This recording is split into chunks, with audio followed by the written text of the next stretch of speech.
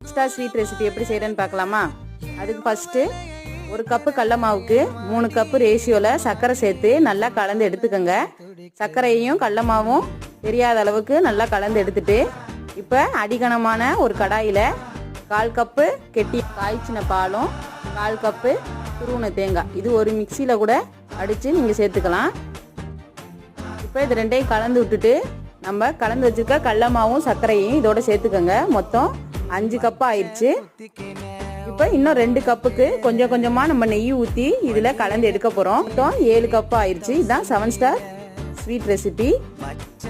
நீங்களும் ட்ரை பண்ணி பாருங்கள். நல்லா கைவிடாமல் கலந்துக்கிட்டே இருங்க.